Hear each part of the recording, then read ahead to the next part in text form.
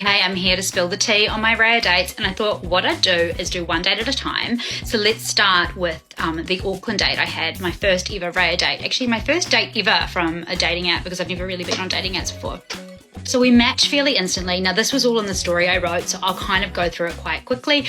We matched, but he did have these like extremely crazy photos that were like professional photos, and in all of them, I did notice he was wearing these black leather gloves, which become a recurring theme. I was literally one of the only women, probably for his demographic as well, in Auckland at the time. So he messaged me instantly. We met up, we had a drink, and it became very apparent very soon. He was a tall silver fox, spoke 8 languages, very exotic Swiss billionaire. And he told me who his family was, and he called his own family the family, because that's a thing, to call your own family the family. Anyway, I realised who the family were. He told me who the family were. I won't. I don't want to identify him. But they are one of the wealthiest families in Switzerland. He was in Auckland for a couple of weeks just looking at an investment for the family. And he was intriguing. You know, I talked his absolute ear off. He had gone zen, as billionaires tend to do, and during the date he just announced that he was leaving, that he had to go to hot yoga. So he just left the date and decided that, you know, he'd come back for me. He'd get a driver in a couple of hours. That happened, we went to dinner, he just talked about his breath work, his zen, his mindfulness, and he never took off his gloves. I'm not kidding you. He ate dinner, the plant-based extravaganza we had, with his gloves on. He then dropped me home afterwards with the little leather gloves on still, and the funniest part of the date is clearly he dropped me off. He looks me, you know, straight in the eye, and he's like, "I had a wonderful night with you tonight, Des." And then he puts his hands in the prayer position and goes, "Namaste." Honestly, the best story ever. My friends and I could not stop laughing. So I did go back. I went for a round 2, primarily because I wanted to introduce him to my friends. I thought, people think I'm making this up. Like, this guy is like a billionaire. How the hell is he dating me?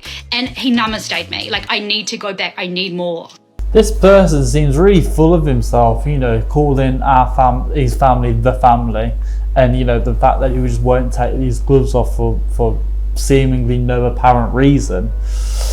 You can tell he thinks a lot of himself, clearly. So I went round to his place. I think it was a Saturday night. It was raining quite heavily. We were having some wine, and my intention was to get him out to meet my friends so people didn't think I was making this. So we're sitting there. It's about 9:30 at night. We're having some wine, and I look over to him, and he's asleep. He's fast asleep. I actually did not know what to do. Do I leave? It kind of looks rude.